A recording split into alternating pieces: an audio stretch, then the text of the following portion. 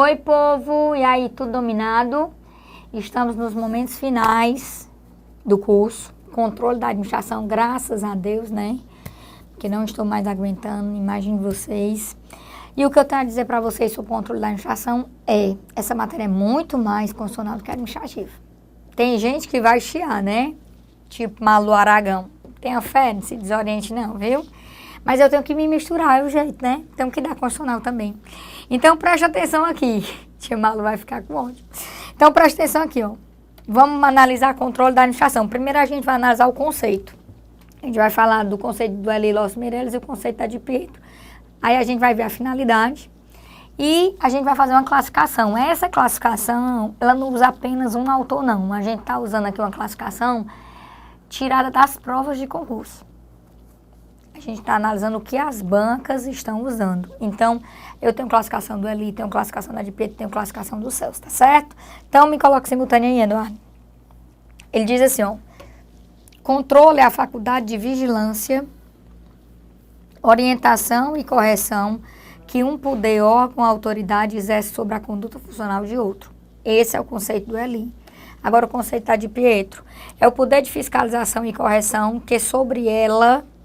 a administração pública, né? Exerce os órgãos dos poderes judiciário, legislativo e executivo com o objetivo de garantir a conformidade de sua atuação com os princípios que lhes são impostos pelo ordenamento jurídico. Qual é a finalidade do controle? Assegurar que a administração atue em consonância com os princípios que lhes são impostos pelo ordenamento jurídico, como os da legalidade, moralidade, finalidade pública, publicidade e motivação. Em determinadas circunstâncias, abrange também o controle chamado de mérito e que diz respeito aos aspectos discricionários da atuação administrativa. Então, aqui você tem o conceito, faculdade de vigilância, de correção, de fiscalização, que um poder exerce sobre o outro, ou uma entidade exerce sobre o outro, ou um poder exerce sobre a sua própria estrutura, ou uma entidade exerce sobre a sua própria estrutura, e a finalidade aqui desse controle. A partir de agora, a gente vai ver a classificação das formas de controle. A gente tem aqui uma análise de 5 classificações, conforme a origem, conforme o momento do exercício, quanto ao aspecto controlado, quanto à amplitude, quanto à natureza do controlador. Esses dois aqui a gente estuda de forma conjunta. Quando a gente for estudar quanto à natureza do controlador, a gente acaba estudando quanto à amplitude. Então, a gente vai começar aqui analisando o controle conforme a origem, que é a classificação de número 1. Então, preste atenção aqui. Conforme a origem, o controle pode ser de 3 tipos. Ele pode ser um controle interno, ou ele pode ser um controle externo, ou ele pode ser um controle externo popular. Então, eu tenho aqui 3 tipos de controle conforme a origem. Controle interno é aquele exercido dentro de um mesmo poder. Então, a característica é que o controle interno é dentro da mesma estrutura. Por exemplo, controle que o CAF, que é o Conselho Administrativo de Recursos Fiscais, exerce sobre as decisões proferidas pelas delegacias de julgamento da Secretaria da Receita Federal. Então, eu trouxe aqui, ó, o decreto 30.235/72, que fala dessas decisões dadas pelas delegacias de julgamento da Secretaria da Receita e o reexame pelo CAF, que aí isso é um controle interno. Ele diz assim, ó, artigo 33.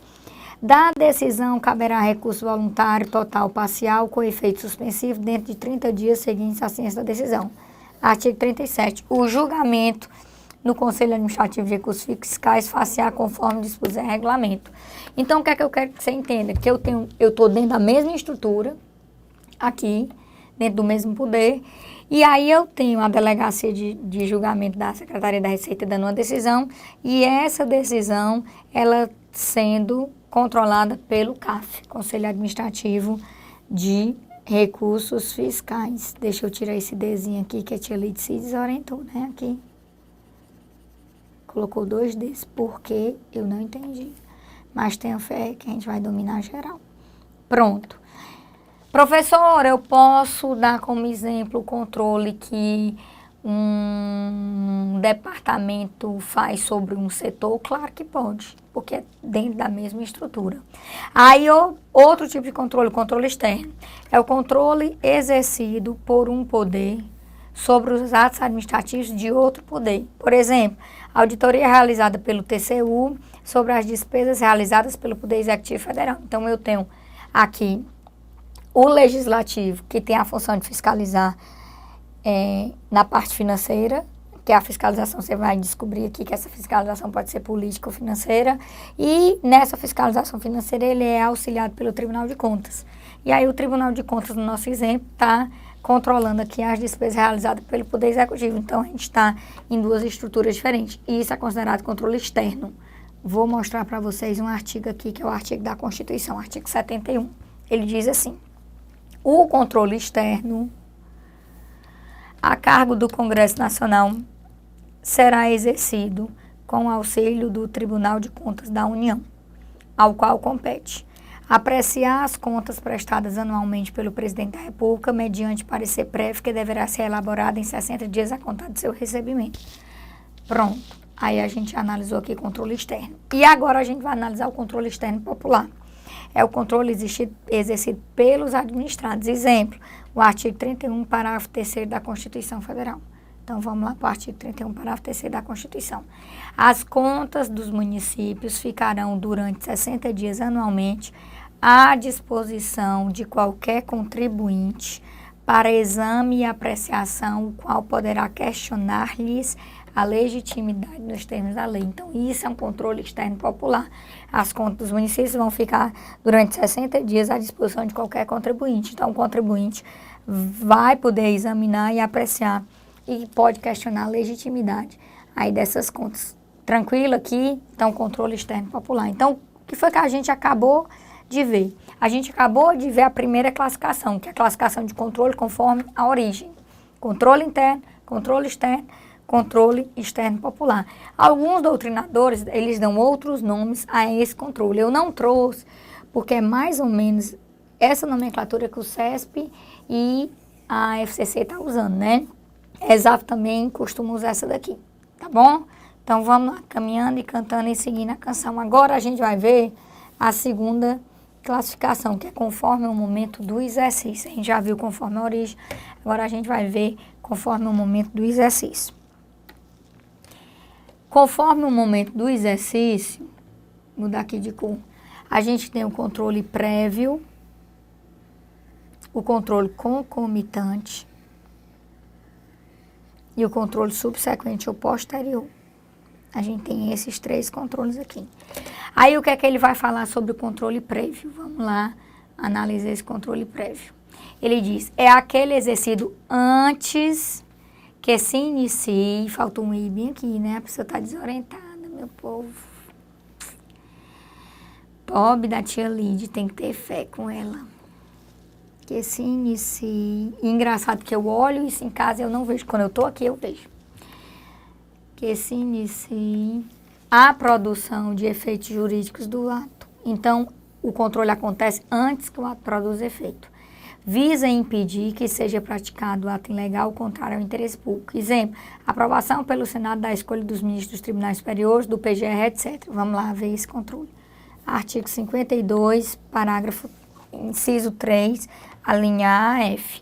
Compete privativamente ao Senado Federal aprovar previamente, por voto secreto, após arguição pública, a escolha de A. Magistrados, nos casos estabelecidos nessa Constituição, B. Ministros dos Tribunais de Contas da União, indicados pelo Presidente da República, C. Governador do território, D. Presidente e diretores do Banco Central, E. Procurador-Geral da República e F. Titulares de outros cargos que a lei determinar. Então, a própria Constituição diz que essa aprovação ela é prévia, quer dizer, ela acontece antes que essa nomeação aqui, ela surta efeitos, né, que ela produz efeito. Então, vai haver aí uma indicação e tem que ter aprovação prévia do Senado. Tranquilo aqui? Pronto, então a gente está aqui.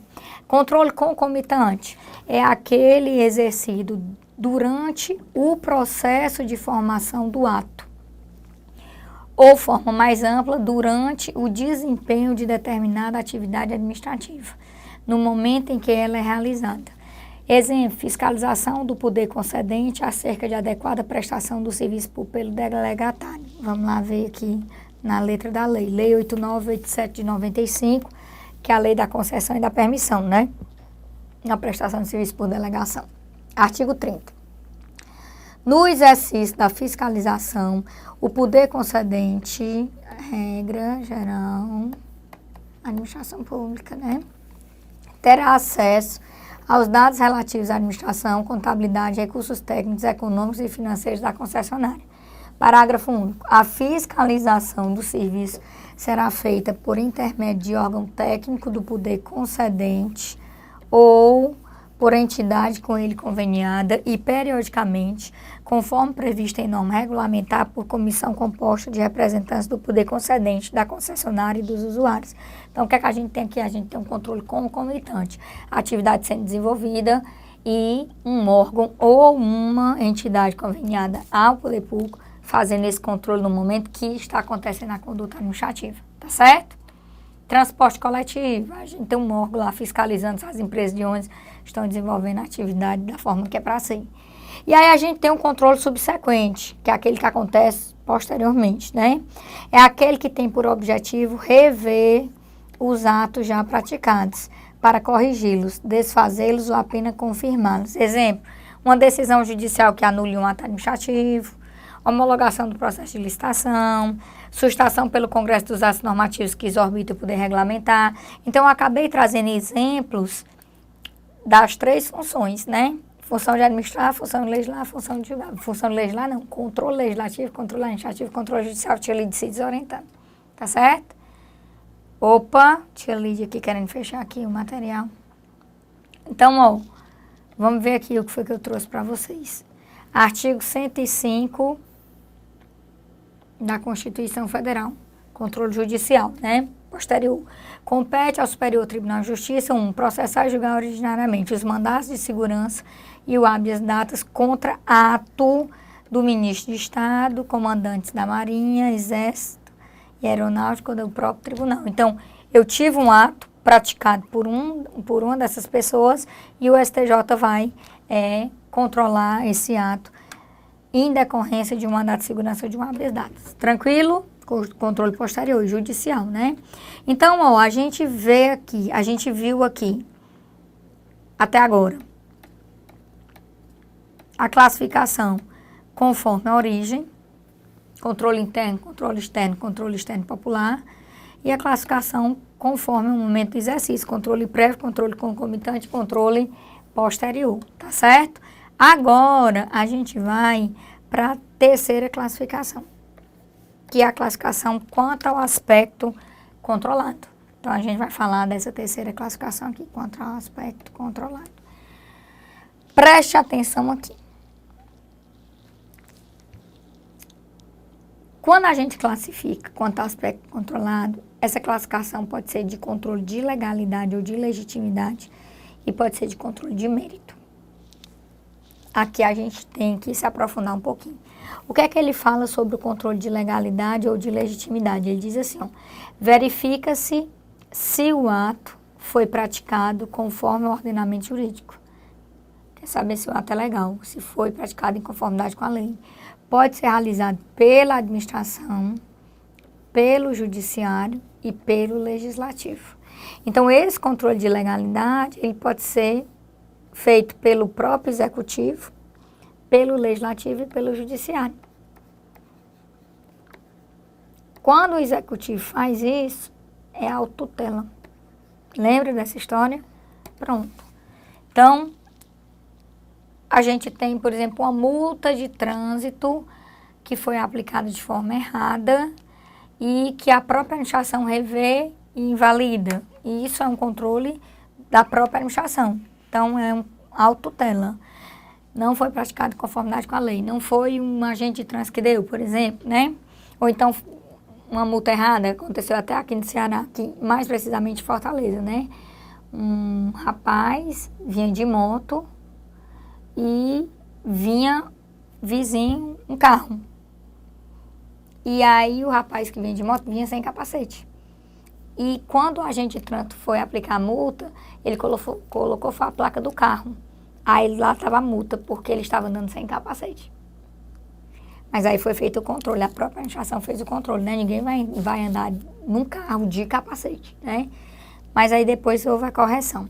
Então, preste atenção aqui. Foi um erro, né? Na hora de pegar aí as placas.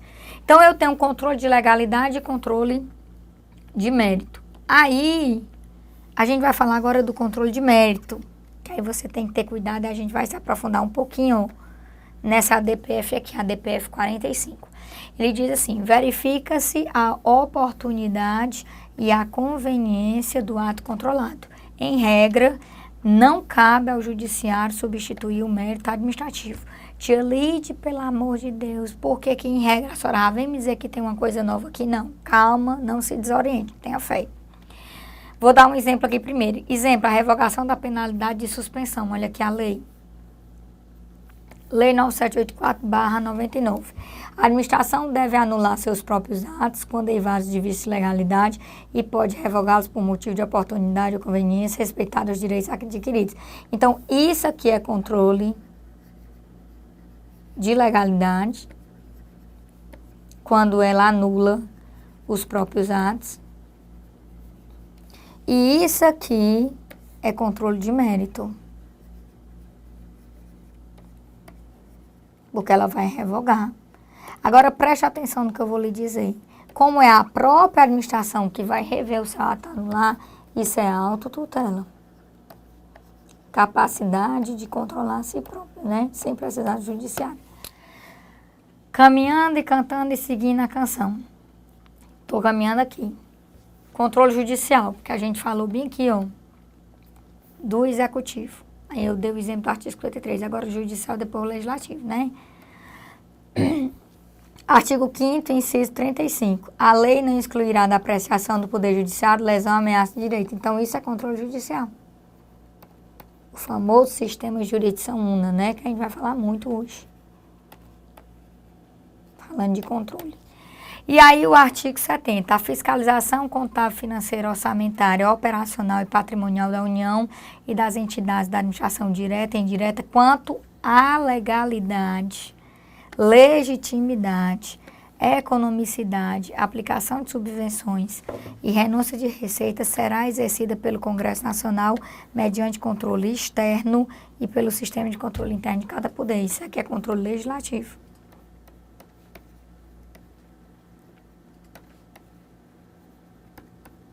Então, eu trouxe para você, no controle de legalidade e legitimidade, a própria administração fazendo esse controle, o judiciário e o legislativo. Tá aqui, estou mostrando aqui a linha de raciocínio, tá certo? Aí, súmula 346. A administração pública pode declarar a nulidade de seus próprios atos. Isso é autotutela.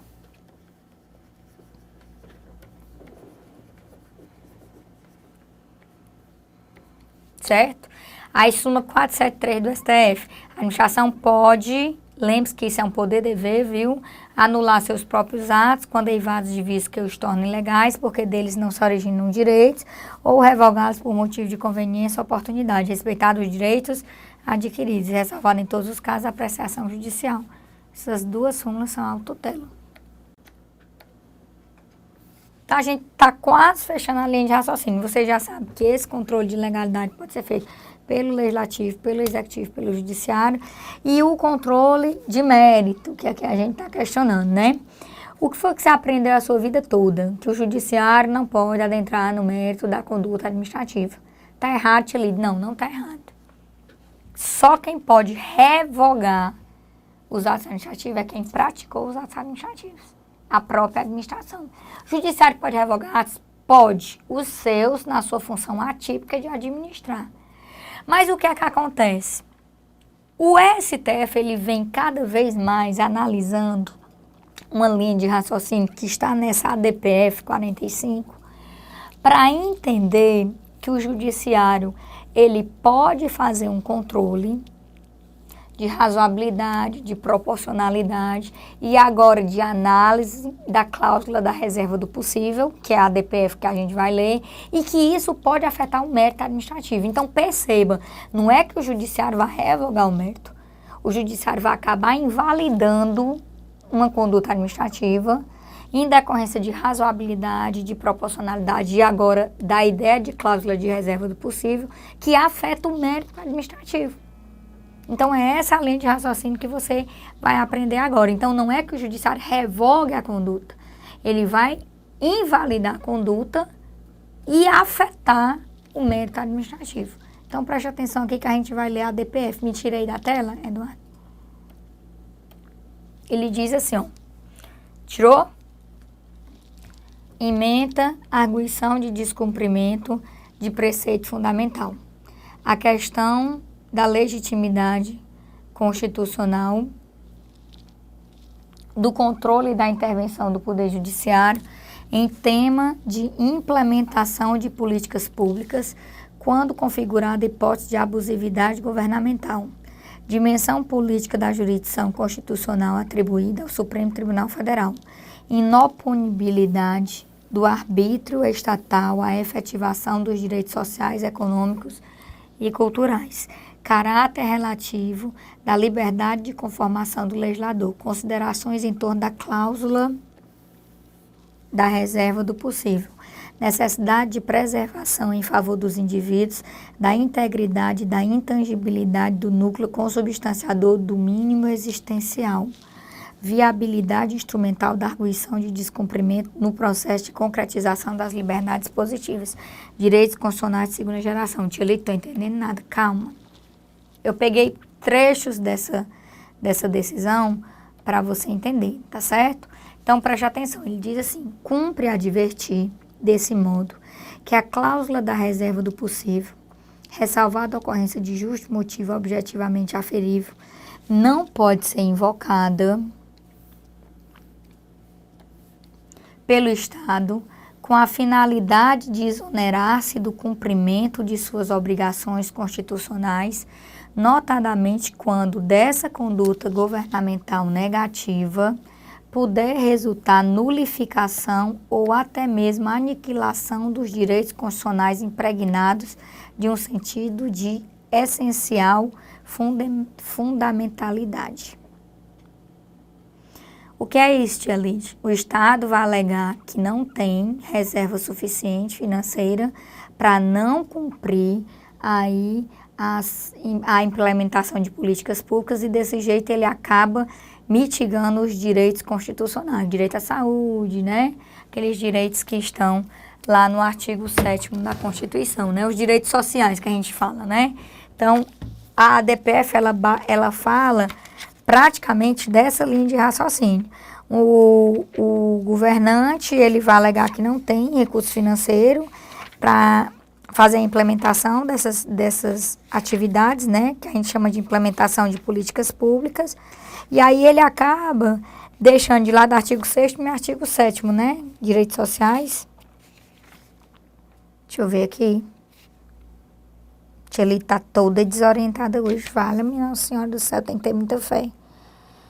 Cansaço, meu povo. Não, desculpa, o artigo 7º são os direitos dos trabalhadores urbanos e rurais, né? Mas é direito social também, está no capítulo 2. Mas aqui no artigo 6º ele diz, são direitos sociais. Educação, saúde, alimentação, trabalho, moradia, lazer, segurança, previdência social, proteção à maternidade e à infância, assistência aos desamparados na forma desta Constituição. E aí vem aí o restante, né? Então, a gente tá bem aqui falando, aí vê-se, pois, que os condicionamentos impostos pela cláusula da reserva do possível ao processo de concretização dos direitos de segunda geração, de implantação sempre onerosa, traduz-se em um binômio que compreende, de um lado, a razoabilidade da pretensão individual social deduzida em face do poder público e outro, 2, a existência de disponibilidade financeira do Estado para tornar efetivas as prestações positivas dele reclamadas. Desnecessário acentuar-se, considerado o encargo governamental de tornar efetiva a aplicação dos direitos econômicos, sociais e culturais, que os elementos componentes do mencionado binômio, razoabilidade da pretensão mais disponibilidade financeira do Estado, devem configurar-se de modo afirmativo em situação de cumulativa ocorrência, pois ausente qualquer desses elementos, descaracterizar-se a possibilidade estatal de realização prática de tais direitos. Não obstante a formulação e execução das políticas públicas, dependam de opções políticas a cargo daqueles que, por delegação popular, receberam investidura em mandato eletivo, cumpre reconhecer que não se revela absoluta nesse domínio a liberdade de conformação do legislador nem a de atuação do Poder Executivo. É que se tais poderes do Estado agirem de modo irrazoável ou proceder com a clara intenção de neutralizar, comprometendo a eficácia dos direitos sociais, econômicos e culturais, afetando como decorrência causal de uma injustificável inércia estatal ou de um abusivo comportamento governamental, aquele núcleo intangível consubstanciador de um conjunto irredutivo de condições mínimas necessárias à existência digna e essencial à própria sobrevivência do indivíduo, aí então justificar-se-á como precedentemente já enfatizando e até mesmo por razões fundadas em um imperativo ético-jurídico a possibilidade de intervenção do Poder Judiciário em ordem a viabilizar a todos o acesso aos bens cuja fruição lhe haja sido injustamente recusada pelo Estado. E aí, tia Leide, pelo amor de Deus, não me desoriente. O que foi que ele quis dizer com isso? Ele quis dizer o seguinte, me coloca simultâneo aí, que quando o Estado alega que não tem recurso financeiro para implementar essas políticas públicas lá dos direitos sociais, saúde, educação, né, previdência social, porque ou está gastando demais ou por algum outro motivo, ele acaba retirando isso, que é um direito, né, do cidadão, o judiciário pode ir lá fazer o controle para ver o que é que está acontecendo. E esse controle que vai exatamente chegar na ideia da cláusula da reserva do possível, né? Ele não é um controle de mérito, preste atenção. Não é um controle de mérito, mas afeta o mérito. É exatamente isso que o judiciário quer dizer. O judiciário, ele pode fazer intervenção para viabilizar todos o acesso aos bens cuja fruição lhe haja sido injustamente recusada pelo Estado. Eu não tenho dinheiro, não vou dar nomes. Vamos supor, hipoteticamente, que o Cebolinha seja prefeito, governador do Estado do Ceará. Não, prefeito de Fortaleza, melhor, né? Prefeito de Fortaleza. Aí o Cebolinha diz, eu não tenho recurso financeiro para desenvolver a prestação de serviço de saúde pública. Não tenho recurso financeiro, falta dinheiro para estar colocando material, para colocar pessoal nos postos de saúde. Mas pega o dinheiro que vem para a saúde e faz show contratando, por exemplo, a Cláudia Leite e a Ivete Sangalo para poder inaugurar uma obra pública. Pega o dinheiro. Isso pode ser controlado pelo judiciário. Então tem que ter cuidado nessa linha de raciocínio. Não é que ele vai controlar um mérito, como é que o governo vai gastar, mas ele pode controlar em decorrência dessa ideia da cláusula da reserva do possível. Então, cuidado com isso. Tia Lídia, na minha prova de tribunais, na minha prova de INSS, o que é que eu posso colocar? O que é que você deve colocar? Que o judiciário não pode revogar os atos administrativos, ele só pode revogar os seus próprios atos na função atípica de administrar. Mas os atos administrativos do executivo e do legislativo não pode. O legislativo na sua função atípica de administrar também, né?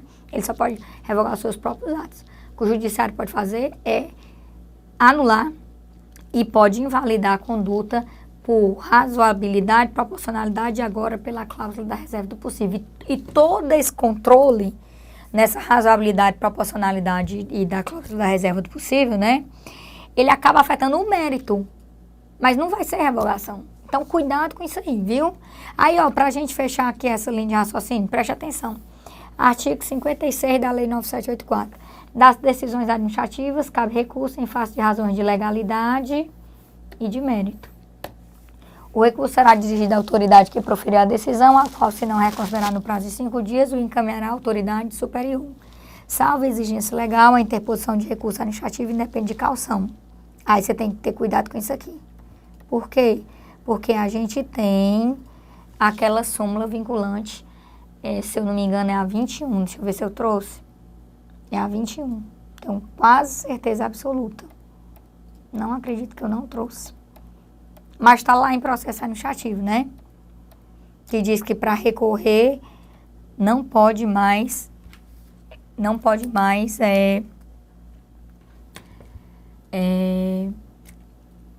exige calção. Deixa eu ver aqui. Deixa eu olhar aqui. Eu acho que eu tenho ela aqui. A tia Lídia se desorientou total aqui, viu? Tenha fé, já extrapolei meu prazo aí. Já, né? Totalmente desorientada a pessoa. Calma, meu povo. Tem uma súmula do STJ. Eu tenho quase certeza que eu trouxe isso aqui. Deixa eu ver aqui. Eu tenho uma súmula do STJ e tenho uma súmula do STF. Tá aqui, meu povo. Desculpa, viu? STJ súmula 373. É ilegítima a exigência de depósito prévio para admissibilidade de recurso administrativo. E a súmula vinculante 21. É inconstitucional a exigência de depósito, arrolamento prévio de dinheiros ou bens para admissibilidade de recurso. Pronto. É porque eu vou falar dela lá no controle judicial. Né? Então, a gente tá aqui. Ai, tia Lídia, aí, olha, presta atenção, a FCC e a ESAF ainda estão usando esse parágrafo, viu? Mesmo tendo a súmula vinculante número 21, é um problema para vocês. Não pode mais cobrar calção, né? Se o recorrente alegar que a decisão administrativa contraria enunciado da súmula vinculante, caberá à autoridade prolatora da decisão impugnada, se não a reconsiderar, explicitar antes de encaminhar o recurso à autoridade superior as razões de aplicabilidade ou inaplicabilidade da súmula conforme o caso. Pronto. Artigo 26. No que se refere à administração indireta, a supervisão ministerial, não, isso aqui eu não vou falar disso aqui agora, não. Então, preste atenção aqui. A gente já viu controle conforme a origem, controle interno, controle externo popular, controle conforme o momento do exercício, controle prévio, concomitante e posterior, e quanto ao aspecto controlado, controle de legalidade ou legitimidade e controle de mérito. Na próxima aula, no próximo vídeo, a gente vai ver quanto à natureza do controlador e quanto à amplitude, que a gente vai estudar os dois ao mesmo tempo, tá bom? Um grande abraço, fé em Deus sempre, que a gente está precisando, né? E boa sorte na caminhada.